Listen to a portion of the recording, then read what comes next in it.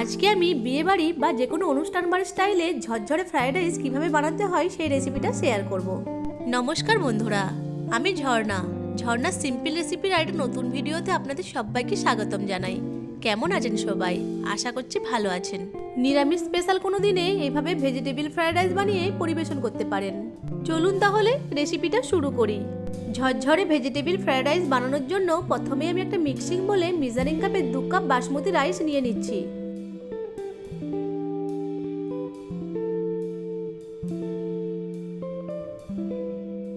এখন চালটাকে জল দিয়ে হালকা হাতে খুব ভালো করে ধুয়ে নিতে হবে। চালটা ততক্ষণ পর্যন্ত ধুতে হবে যতক্ষণ না পর্যন্ত চালের এই ঘোলা জলটা এরকম পরিষ্কার হয়ে আসছে। এবার এই বাসমতি চালটাকে আমি 30 মিনিট মতো ভিজিয়ে রাখবো। এখন দুটো বাটিতে কাজু বাদাম আর কিশমিশ নিয়ে ভাজার আগে জল দিয়ে একটু ভিজিয়ে রাখছি। এইদিকে আমি ফ্রাইড রাইসের জন্য সবজিগুলোকে কেটে নিয়েছি।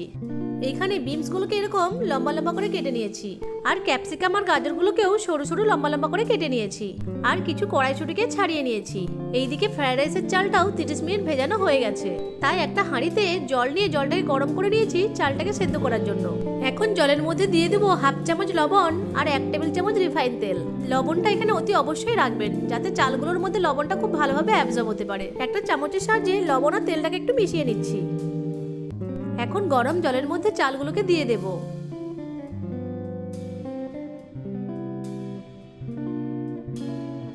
চালগুলো দেওয়ার পর একটা হাতার সাহায্যে একটু নাড়িয়ে নেব। এখন চালগুলো যাতে একদম সাদা হয় সেজন্য এর মধ্যে দিয়ে দেবো 1 চামচ ভিনিগার। ভিনিগার দেওয়ার পরই দেখবেন অনেকটা ফেনা উৎপন্ন হচ্ছে, আর চালের মধ্যে যে এক্সট্রা মাড়টা আছে সেটা বেরিয়ে যাচ্ছে। এখন একটা হাতার সাহায্যে এক্সট্রা মাড়টাকে তুলে ফেলে দেব।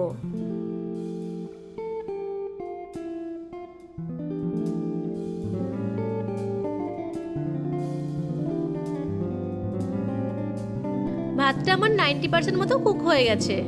এখন এরকম একটা ছান্তার সাহায্যে ভাতগুলোকে তুলে জলটা ঝরিয়ে নিয়ে দুটো থালার মধ্যে নিয়ে নেব। ফ্রাইড রাইস বানানোর জন্য ভাতটাকে 90% মতো কুক করে নিতে হবে। এর বেশি কুক করে নিলে ভাজার সময় ভাতগুলো গলে যেতে পারে।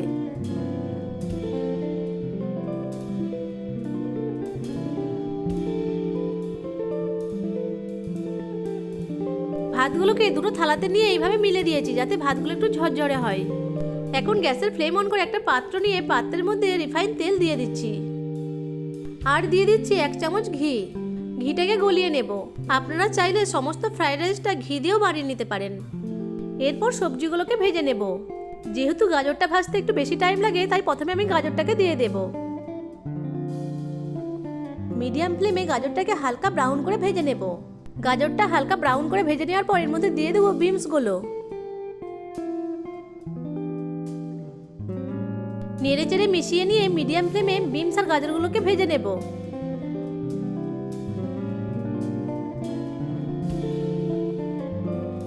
এরপর এর মধ্যে দিয়ে দেবো কেটে রাখা ক্যাপসিকামগুলো। ক্যাপসিকামগুলোকে নেড়ে চেড়ে মিশিয়ে নিয়ে দিয়ে দেবো ছাড়িয়ে রাখা কড়াইশুঁটিগুলো। কড়াইশুঁটিগুলোকেও নেড়ে চেড়ে মিশিয়ে নেব। এরপর এর মধ্যে দিয়ে দেবো ভিজিয়ে রাখা কাজু বাদাম আর কিশমিশগুলো।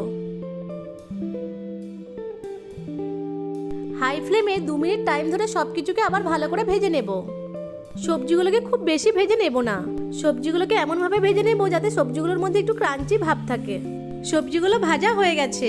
এখন একটা ছান্তার সাহায্যে সবজিগুলোকে তুলে নেব। এবার ওই পাত্রের মধ্যে আরও 1 চামচ ঘি দিয়ে দেব। ঘিটা গলে যাওয়া পর্যন্ত অপেক্ষা করব। ঘিটা গলে গেলে এর মধ্যে দিয়ে দেবো 8-9টা ছোট এলাচ, 8-9 পিস দারুচিনির টুকরো, আর দিয়ে দেবো 7-8 পিস মতো লবঙ্গ। সবকিছুকে হালকা করে ভেজে নেব। গরম মশলাগুলো ভাজা হয়ে গেলে সেদ্ধ করে রাখা বাসমতি চালটা এর মধ্যে দিয়ে দেব। এই সময় গ্যাসের ফ্লেমটাকে একদম লোতে রাখতে হবে।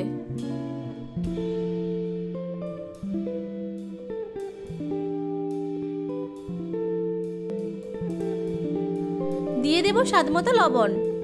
লবণটাকে রাইসের সাথে ভালো করে মিশিয়ে নেব।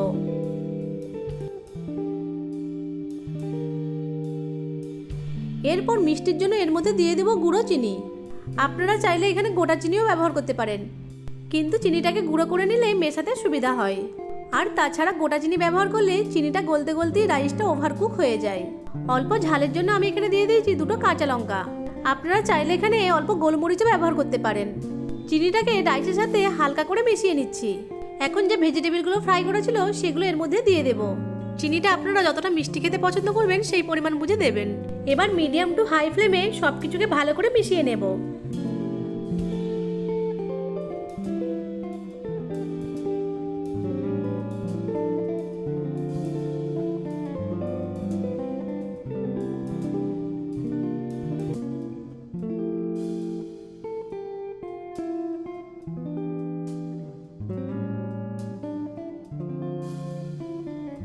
ফ্রাইড রাইসটা তৈরি হয়ে গেছে।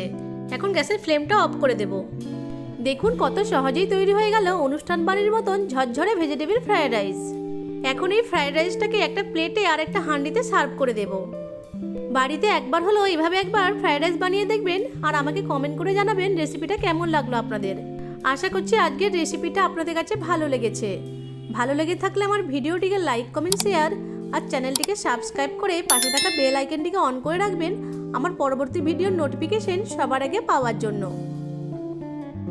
ভিডিওটা প্রথম থেকে শেষ পর্যন্ত দেখার জন্য আপনাদেরকে অসংখ্য ধন্যবাদ।